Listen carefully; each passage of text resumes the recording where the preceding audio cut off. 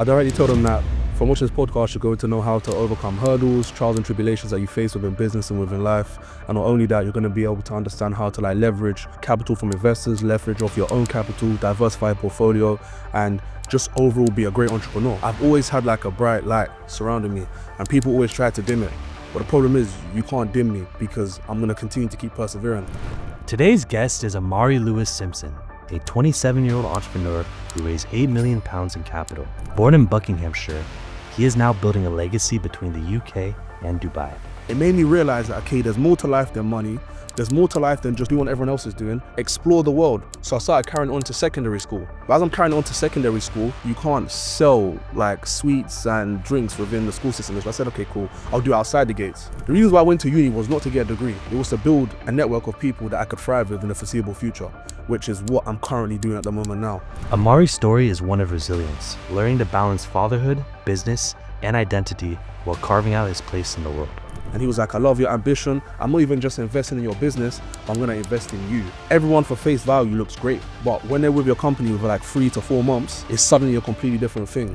In this episode, we discuss finding confidence, embracing imperfection, and the real-life challenges of pursuing purpose as both a businessman and a parent. The next goal is then finding a way to own my own island. From that, I really want to find a way to be able to give back a lot. Amari, thank you for coming on the podcast today. How you doing? Thank you for having me. It's a pleasure. Another day, another podcast. Exactly. We had many conversations outside of this. But for someone that just clicked on this conversation and they're wondering what type of value they're going to get from this hour-long conversation we're going to have, what would you directly tell them?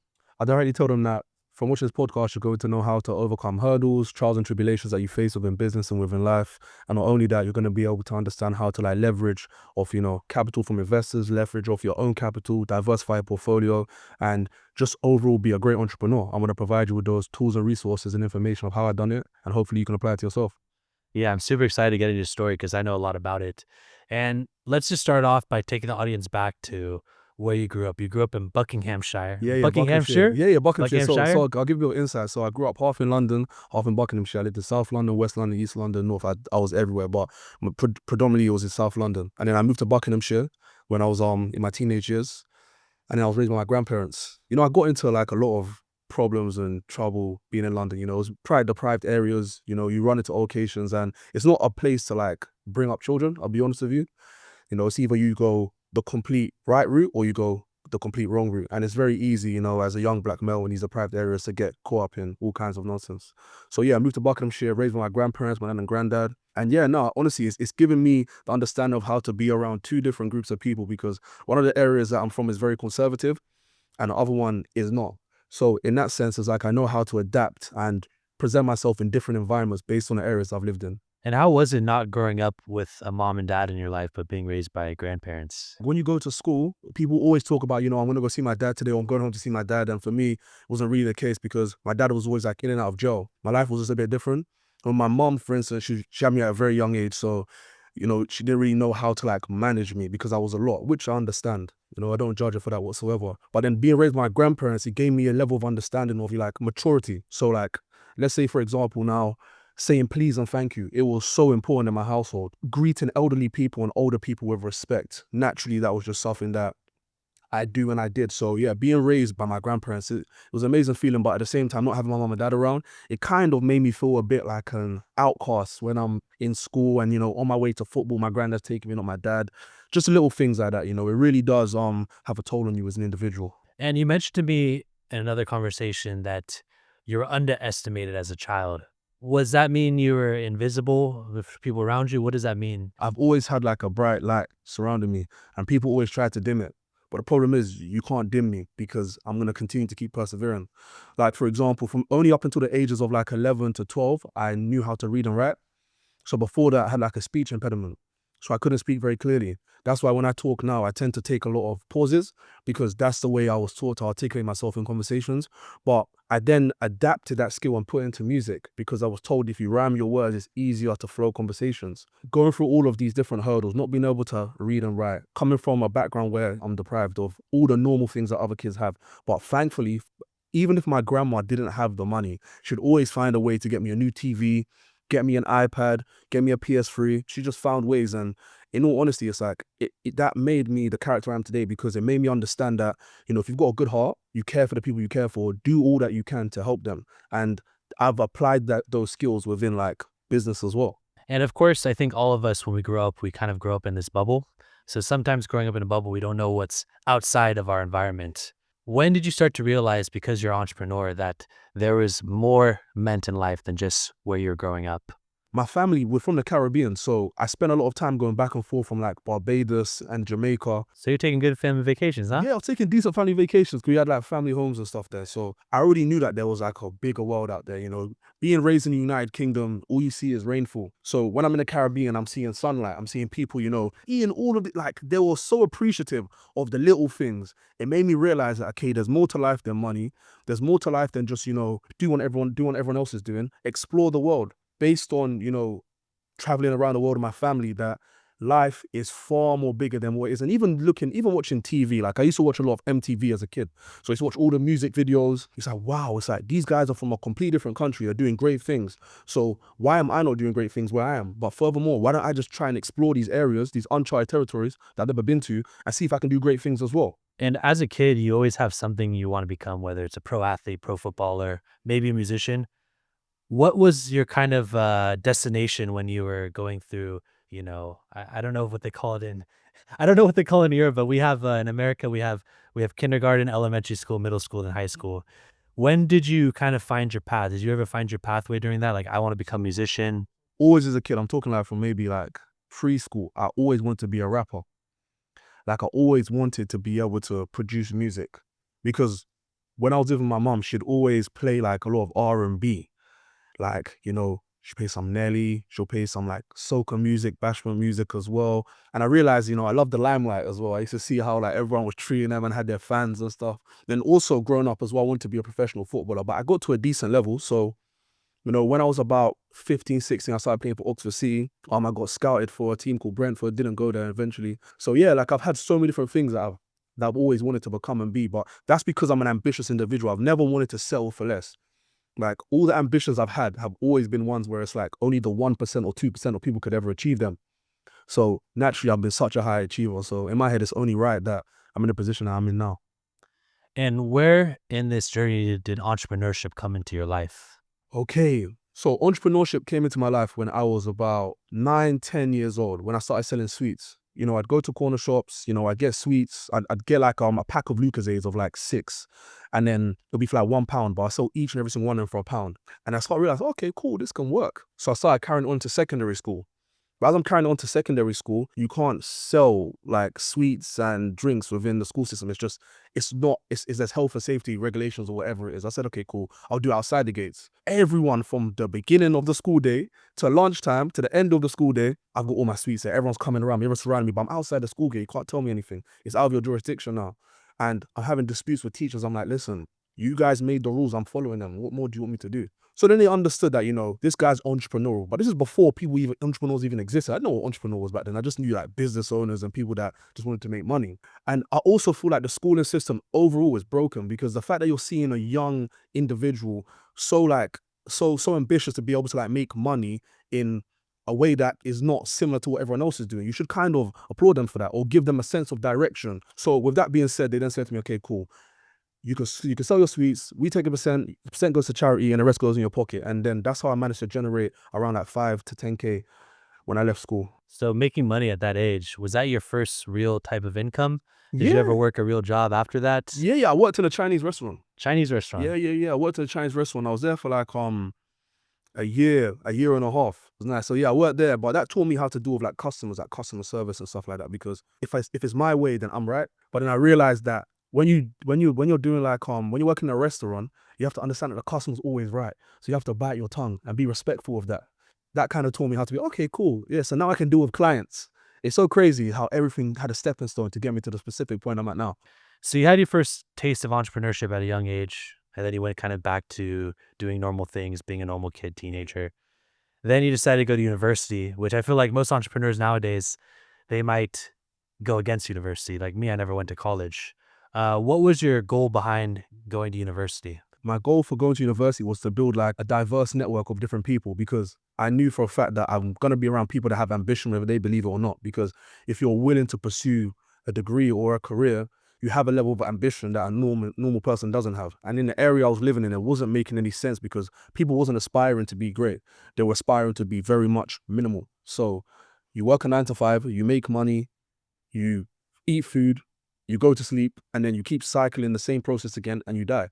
So I thought to myself, how do I then encourage myself to be around the right people, but then build long-term sustainable relationships with them? Go study university. The reason why I went to uni was not to get a degree. It was to build a network of people that I could thrive with in the foreseeable future, which is what I'm currently doing at the moment now. So yeah, studied at Bournemouth University, was there for 2 years. During my first year of being there, someone sold me a fake ticket for a festival that I went to. The festival was called Fresh Island. I was studying international events management. During my first year being there, that's what took place. But that actually opened my mind because during that time period, I was like buying and selling NFTs, and I was also doing a lot of work within the crypto space as well. So I knew that there was a gap within the market where you can use non-fungible tokens to eradicate fraudulent tickets. So whether that's the case of, eradicating fraudulent tickets, stopping violations on the secondary market, or incentivizing people to party, the blockchain has those capabilities. So there was a module that took place when I got back from the festival after I actually got a real ticket. And by the way, what year was this? This was 2018, 2019. So Yeah. before NFTs really became a big Yeah, thing. yeah. Before NFTs become a thing, they were called ERC 721 contracts there. They weren't called non-fungible tokens, and you could only use certain platforms to be able to actually get the NFTs. Before they were even called NFTs, and they were called ERC 721 contracts. But I knew there was a hole within the market where you can use non-fungible tokens to be able to solve these industry problems. I brought the idea to my university. They love the idea of me being able to solve the concept within a ticketing problem that's happened within the industries for decades. And they said to me, okay, we'd love to buy into your idea or buy the idea off you for 100K. And I said to myself, that's not making any sense. So I trademarked the idea, I copyrighted it. I done absolutely everything to make sure that I can keep the business model safe and secure. So essentially I was the first person, well, within the UK, I know that much to be able to solve the issues surrounding non-fungible tokens within the ticketing industry. No one was doing that during that time period. 2 years go by now. I'm like to myself, cool, in order for me to be able to do great things within this business and actually be successful in this space, I need to raise capital. So this was 6 months before I went to a festival called NFT NYC. But during that time period, I said to myself, I need to be able to raise capital for my business. What's the best ways to go about it? So I went onto Crunchbase. I scraped every single big investor that invested in any decent sized ticket within Series A or Series B when it comes to companies like Sony, Microsoft, and I just email blasted all of them. So I ended up getting a meeting with BlackRock, Blackseed. I had a conversation with Fabric Ventures and a few other big funds. On my journey of actually going to New York, I actually met someone on a plane. So I had a conversation with him. Funny enough, we actually had a dispute at the beginning because he was playing his music really loud. And I was like to him, can you turn on your music, please? And he was like, no. So we had a dispute. And he was like, furthermore, what do you even do? And I explained to him the exact same thing I explained now. And then what then happened after that, he was like, it's interesting because my uncle works in this industry and he actually is looking for someone to collaborate with like this.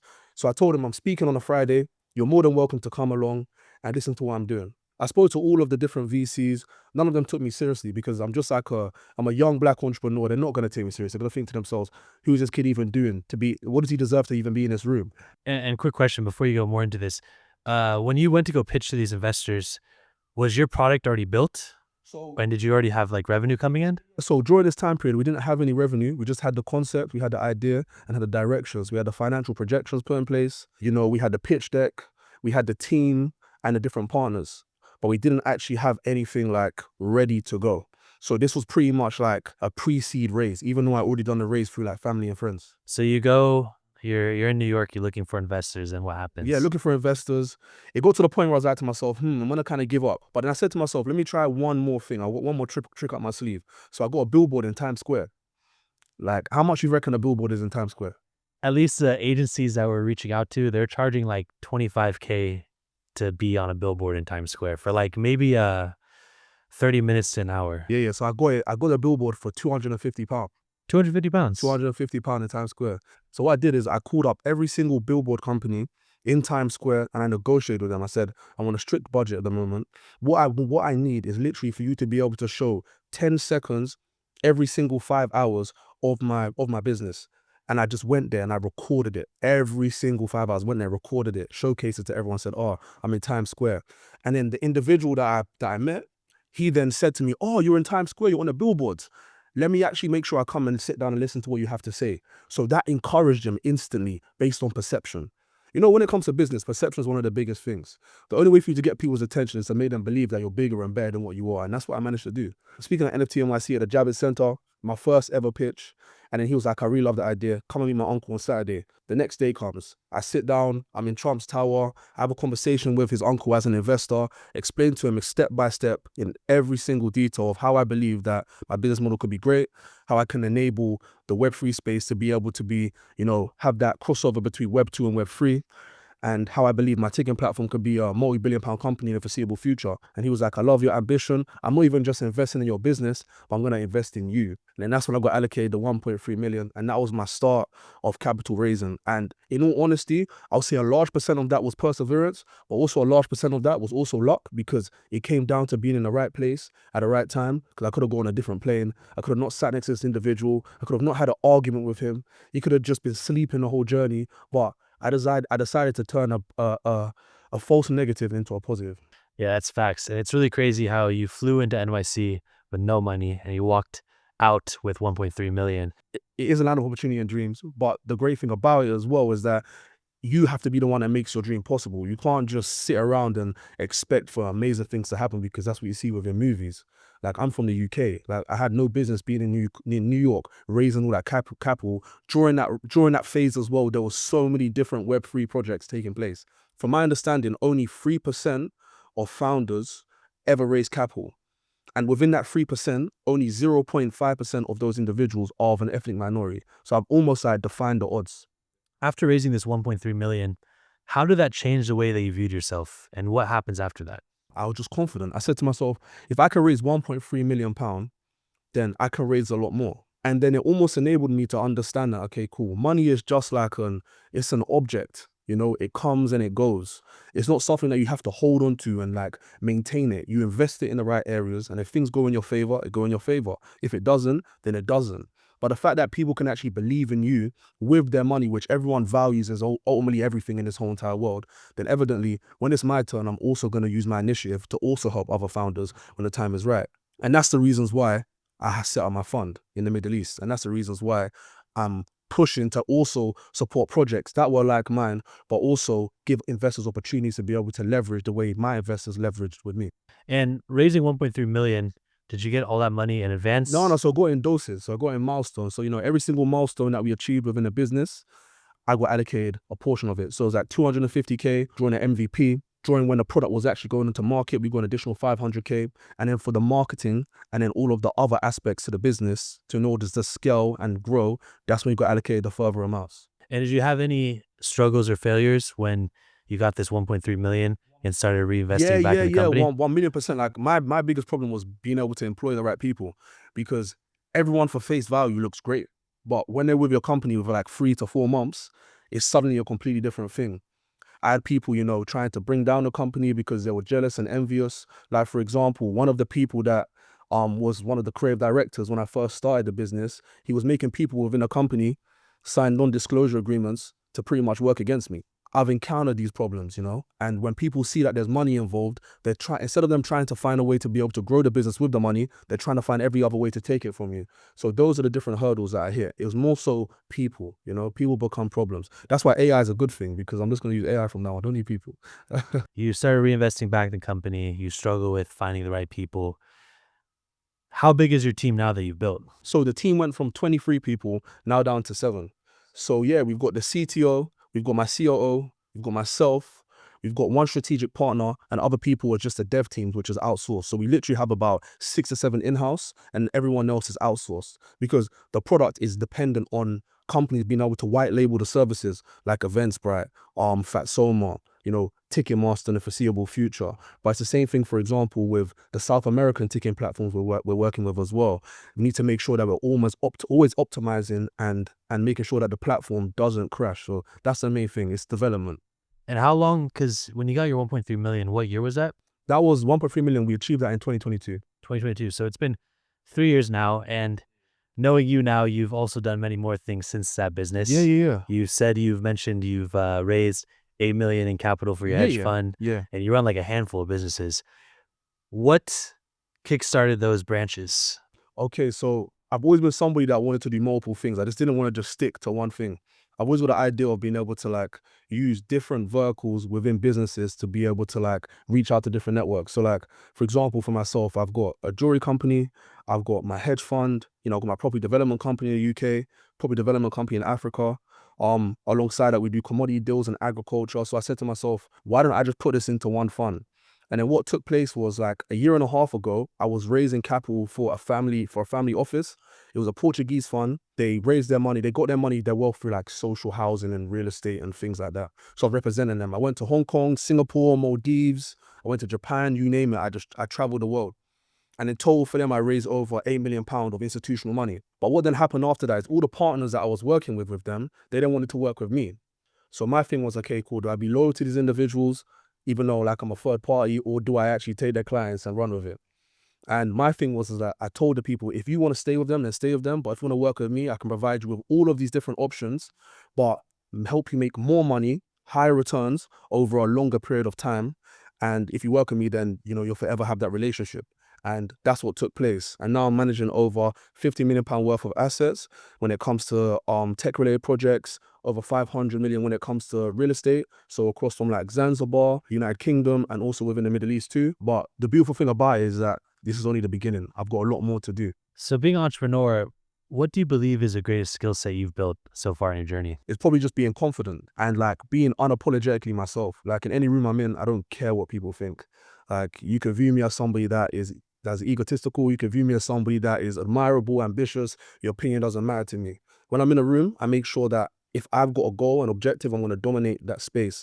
And I think that's something that I've had to learn the hard way, because I used to care a lot what people think, but now I don't. And every entrepreneur has to feel like that, because people are going to hate.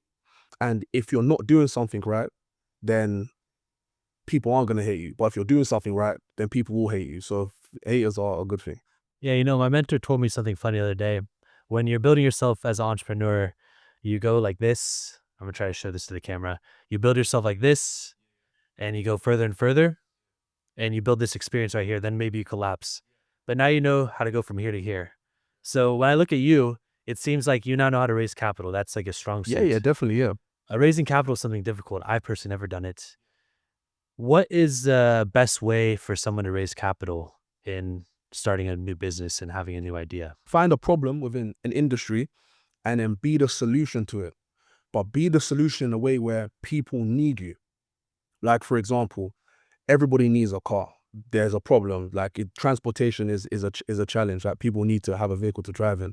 So hence why, you know, Elon Musk has obviously built Tesla, because it's electrical vehicles, but people now want their independence and to be able to not hold the steering wheel. So they're self-drive vehicles, because people are far more busy. They don't have time. So for myself, the best way I've noticed is find a problem and be the solution to it. And then also create like cult following around exactly what it is you do.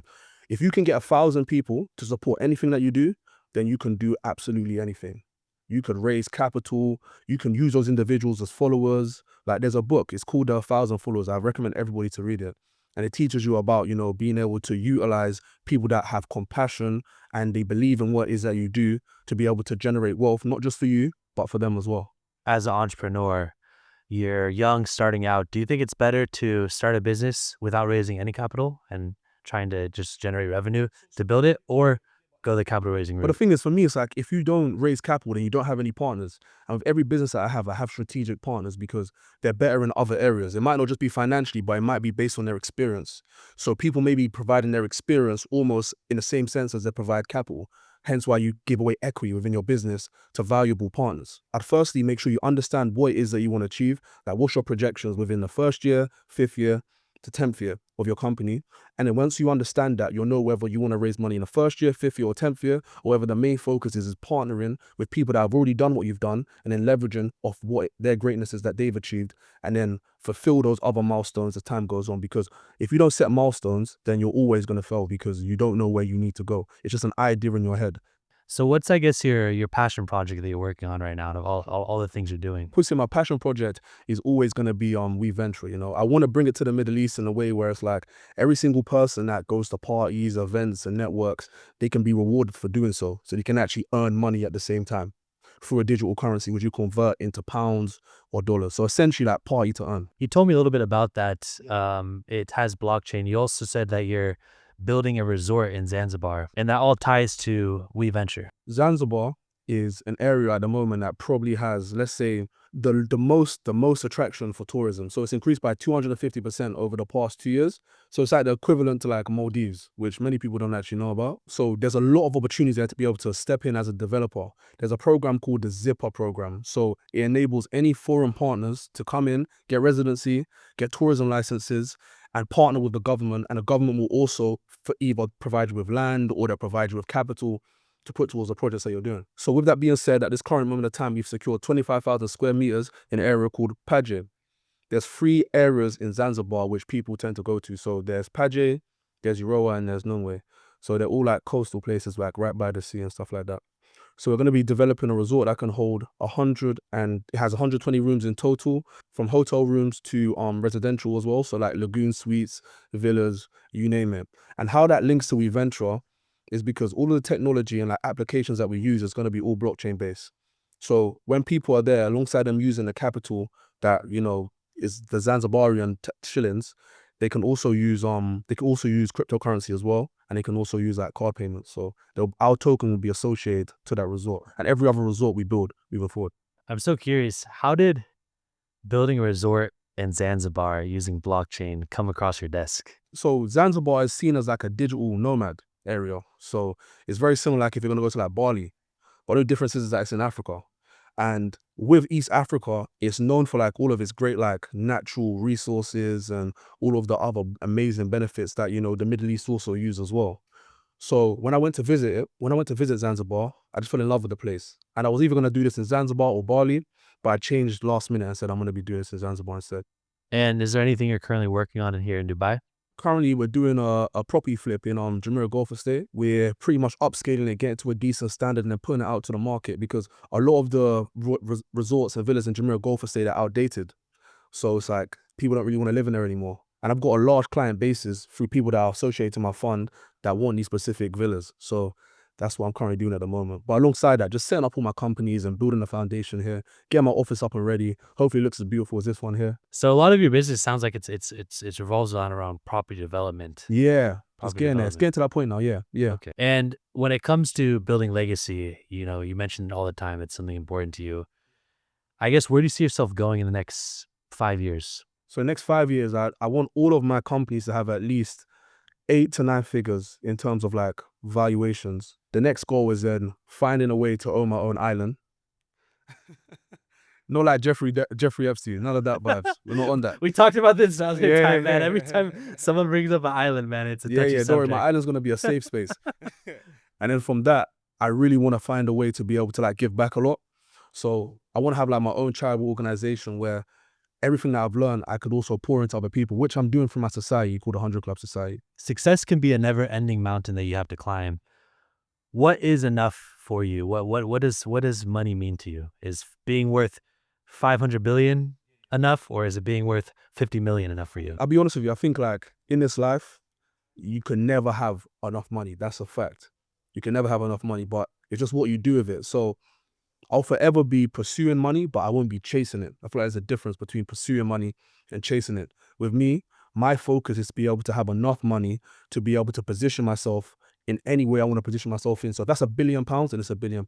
If it's 10, it's 10 billion, then it's 10 billion. If it's only 200 million, it's only 200 million. But the fact of the matter is that I've seen crazy numbers now in my life. Like, you know, I've seen the 9 figures. So in my head, it's like, okay, cool. How do I now push to achieve more, or push to be able to see more like other people that are the billionaires or, you know, potential trillionaires in this world? So we all strive for greatness. It's just more so my morals lie in being more wealthy than rich. I focus more on expanding my network of people that have money and have value compared to just pursuing the paper that is going to go down in value.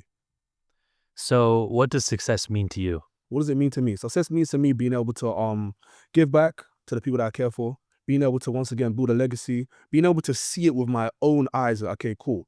That building in front is mine. That's my building. You know what I mean? That's my empire.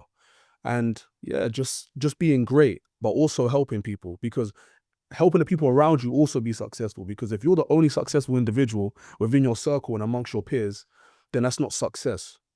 Everybody has to be thriving. That's real success. When you and the bros are all pulling up in Lambo trucks together, one's pink, one's green, one's blue, that's what success looks like. For sure, the vibes. And so it's been a great conversation so far. I really appreciate hearing your story again. And we actually got a documentary coming out. But for the final part of the podcast, I kind of want to do rapid fire question rounds with Yeah, you. go for it, yeah. And we'll wrap it up with there. So we'll do 3 questions. The first question is, what's a belief about money you no longer hold? So when you don't have money, you feel like money is everything. But then when you do have money, you realize that money isn't everything. But you realize that your hunger also changes slightly. So like your reasons why and your purpose, money can make you feel comfortable. Where, for example, you have no money, you have no comfort. You have that desire because you have that animalistic intention to be able to just, I need it, I want it, I need it now. But then when you get to that certain level, when you have it, you almost get a bit complacent.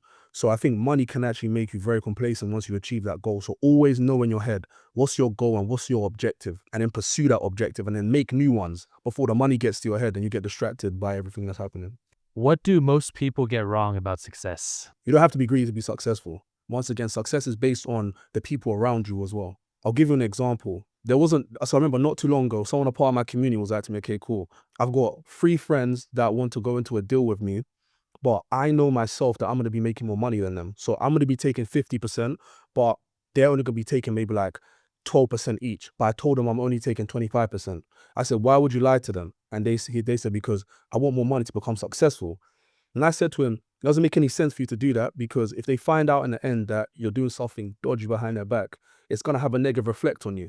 You as an individual, see your personal brand. Your personal brand is everything. So the moment that's damaged, you can't go back from it.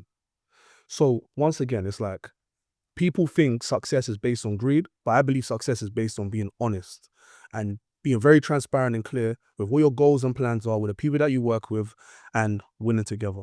If you could erase one mistake from your journey, what mistake would that be? Trusting people. Therefore, don't trust too much, because everyone's got their own agenda, their own plan. And when it doesn't work in your favor, because you got your guards down, you'll find out the hard way. So don't trust too much in business. Take everyone for face value for who they are. If they show you that they've got negative traits, they're negative. If they show you they've got positive traits, they're positive. Awesome. Well, it's been a good podcast. Thank you for coming on. Love you, Hannah.